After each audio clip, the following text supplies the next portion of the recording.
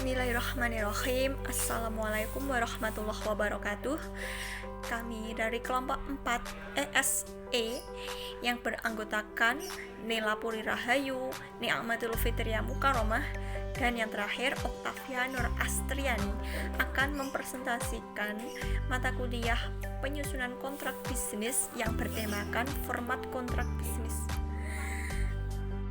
Mohon disimak dengan baik-baik ya.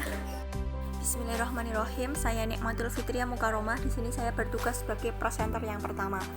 Akan membahas mengenai aspek-aspek yuridis dan juga aspek-aspek teknis. Yang pertama, mengenai aspek-aspek yuridis. Sebenarnya kontrak bisnis itu sudah diatur dalam buku 3 KUH Perdata yang terdiri dari 18 bab dan 631 pasal. Diawali dari pasal 1233 KUH Perdata. Untuk masing-masing bab dibagi menjadi beberapa bagian.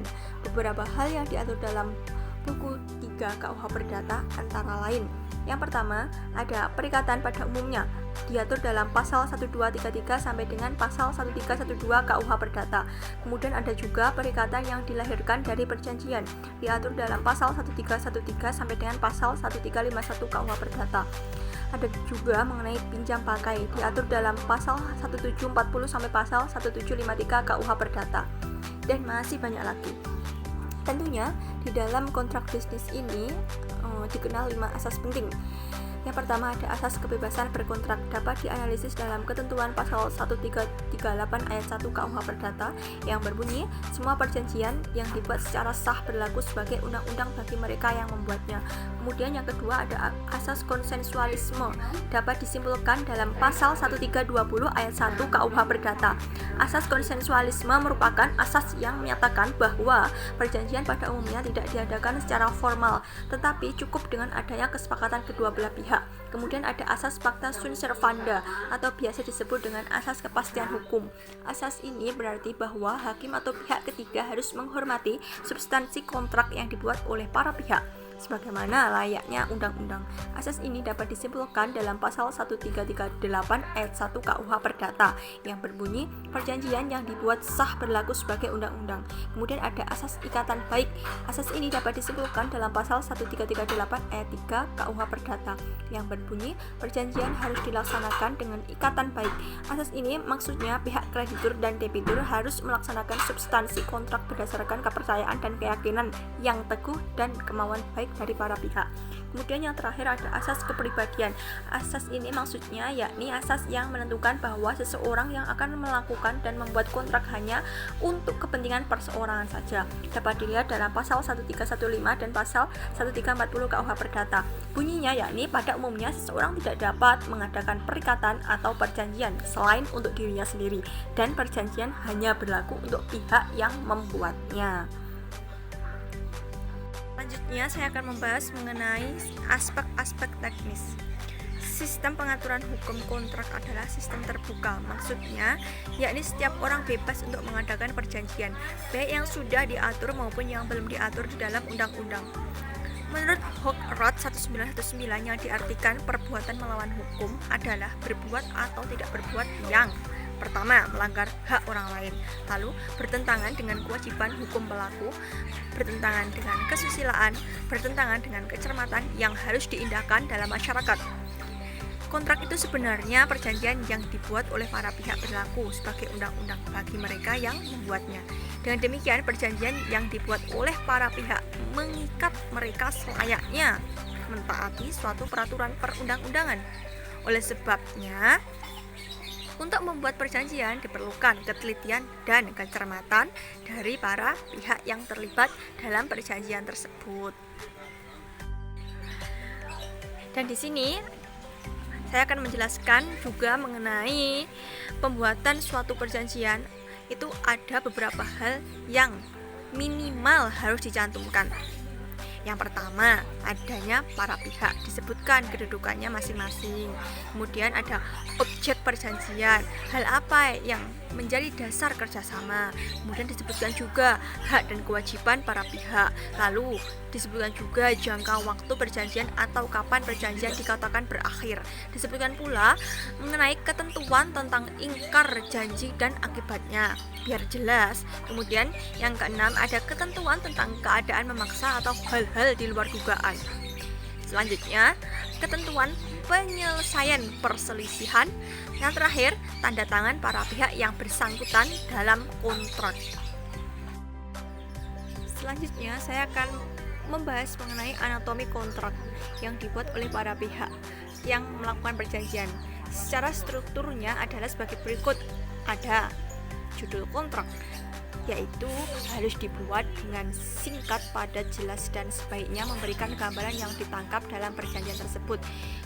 Selanjutnya, harus ada awal kontrak, dibuat secara ringkas dan banyak digunakan, seperti misalnya yang bertanda tangan di bawah ini, atau pada hari Senin tanggal sekian, bulan sekian, tahun sekian telah terjadi perjanjian jual beli apa gitu, kemudian antara para pihak siapa gitu, harus ditulis dengan jelas. Lalu para pihak yang membuat kontrak disebutkan nama, pekerjaan, usia, jabatan, alamat, serta bertindak sebagai apa dalam perjanjian tersebut. Kemudian premis, penjelasan mengenai latar belakang dibuatnya suatu perjanjian. Selanjutnya ada isi kontrak, biasanya diwakili dalam pasal-pasal dan setiap pasal diberi judul. Isi perjanjian meliputi unsur esensialia, naturalia, dan juga accidentalia. Yang terakhir, akhir kontrak atau penutup, pengesahan kedua belah pihak dan saksi-saksi sebagai alat bukti dan tujuan dari perjanjian.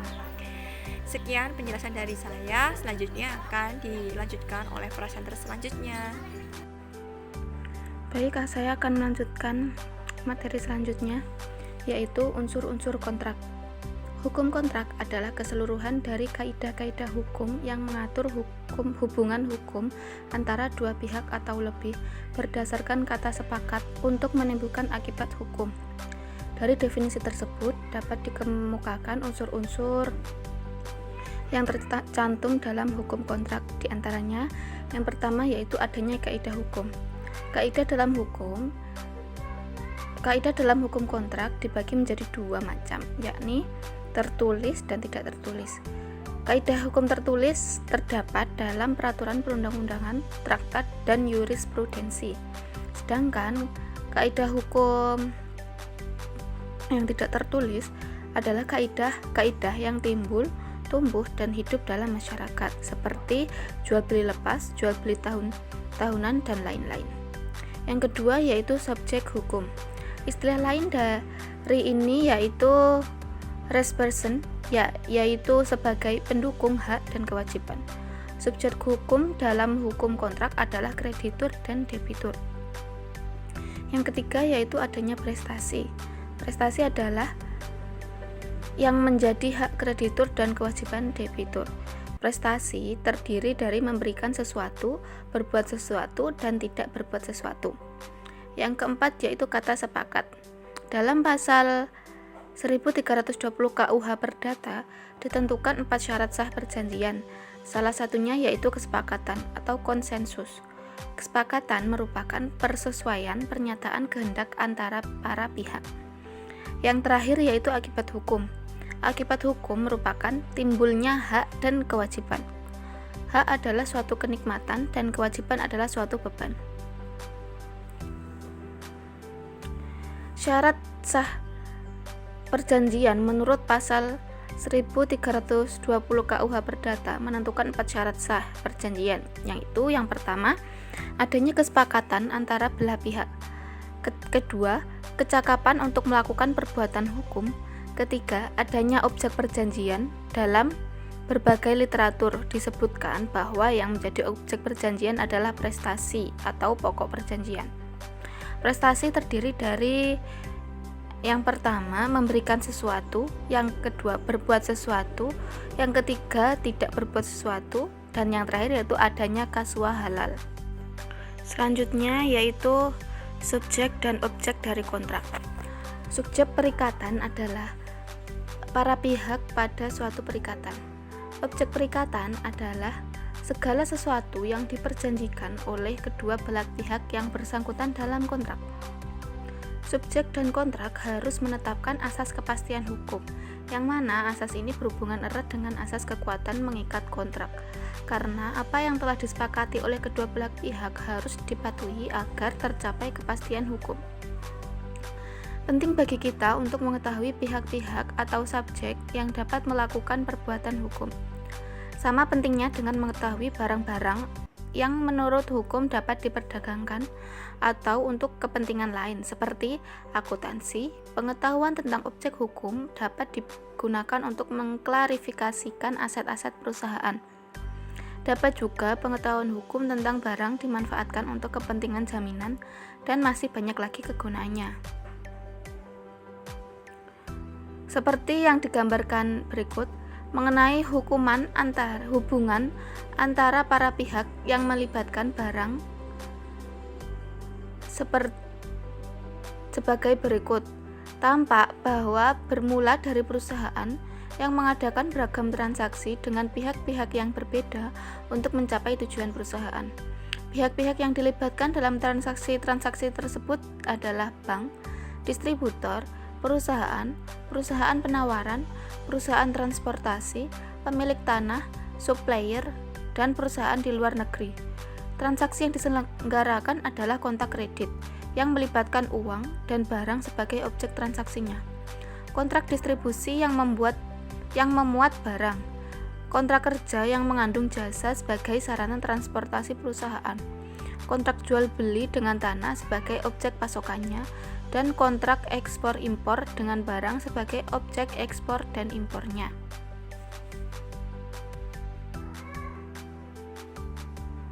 Demikian yang dapat saya sampaikan, akan dilanjutkan oleh teman saya. Saya Nela Pri Rahayu akan melanjutkan tentang pelaksanaan prestasi hanya mengikat pihak-pihak yang berkontrak. Prestasi ini adalah objek perikatan, yakni tentang hal pemenuhan perikatan. Pada pasal 1234 KUH Perdata menyatakan tiap-tiap perikatan adalah untuk memberikan sesuatu, untuk berbuat sesuatu dan tidak berbuat sesuatu. Memberikan sesuatu maksudnya yaitu menyerahkan kekuasaannya atas benda dari debitur kepada kreditur, termasuk pemberian sejumlah uang penyerahan hak milik atas benda yang bergerak dan tidak yang bergerak. Selanjutnya yaitu untuk berbuat sesuatu ini maksudnya debitur wajib melakukan perbuatan tertentu yang telah ditetapkan dalam perikatan. Dan tidak berbuat sesuatu ini maksudnya debitur tidak melakukan perbuatan yang telah ditetapkan dalam perikatan tersebut. Prestasi dalam suatu kontrak ini adalah melakukan atau melaksanakan keseluruhan isi dari kontrak yang telah disepakati. Perjanjian ini merupakan suatu peristiwa di mana seseorang berjanji kepada orang lain untuk melakukan suatu prestasi. Perjanjian ini menimbulkan perikatan bagi keduanya untuk memenuhi apa yang menjadi kesepakatan. Selanjutnya, prestasi harus mungkin dilakukan jika objek atau prestasi itu kabur atau tidak jelas, sulit bahkan tidak mungkin dilaksanakan, maka perjanjian itu batal. Mengenai syarat suatu hal tertentu, maka berkenaan dengan pokok perikatan yang justru menjadi isi daripada perjanjian, maka suatu perjanjian harus mempunyai pokok atau objek barang yang paling sedikit ditentukan jenisnya. Selanjutnya, tentang istilah dan ketentuan yang harus diperhatikan dalam pembuatan kontrak, yaitu ada 6. Yang pertama yaitu somasi. Somasi ini diatur dalam pasal 1238 dan 1243 KUH Perdata. Somasi ini adalah teguran dari si berpiutang atau kreditur kepada si berutang atau debitur agar dapat memenuhi prestasi sesuai dengan isi perjanjian yang telah disepakati antara keduanya. Istilah ini sering disebut dengan perintah atau teguran. Yang kedua yaitu prestasi. Prestasi ini merupakan hal yang harus dilakukan dalam suatu perikatan. Pemenuhan prestasi merupakan hakikat dari suatu perikatan. Dalam bentuk suatu prestasi pada kontrak ini ada 3, yaitu yang pertama memberikan sesuatu, yang kedua yaitu berbuat sesuatu, yang ketiga tidak berbuat sesuatu. Selanjutnya, yang ketiga yaitu wan prestasi. Wan prestasi ini merupakan tidak dipenuhinya prestasi atau kewajiban yang telah ditetapkan terhadap pihak-pihak tertentu di dalam suatu perikatannya, baik perikatan yang dilahirkan dari suatu perjanjian maupun perikatan yang timbul karena undang-undang. Yang keempat yaitu ganti rugi. Ada 2 sebab timbulnya ganti rugi ini, yaitu ganti rugi karena wan prestasi dan perbuatan melawan hukum. Ganti rugi karena wan prestasi ini diatur dalam buku 3 KUH Perdata, sedangkan ganti rugi karena perbuatan melawan hukum diatur pada pasal 1365 KUH Perdata. Yang kelima yaitu keadaan memaksa. Keadaan memaksa ini maksudnya suatu keadaan di mana debitur tidak dapat melakukan prestasinya kepada kreditur yang disebabkan karena kejadian yang berada di luar kekuasaannya. Misalnya karena adanya gempa bumi, banjir bandang, lahar, ataupun lain-lainnya. Yang terakhir yaitu resiko. Resiko ini merupakan kewajiban untuk memikul kerugian jika ada suatu kejadian di luar kesalahan, di mana satu pihak yang menimpa benda dalam kontrak tersebut. Sekian presentasi dari kelompok kami. Jika ada pertanyaan, bisa langsung diskusi di grup WA. Jika ada kurang lebihnya, kami mohon maaf. Wassalamualaikum warahmatullahi wabarakatuh.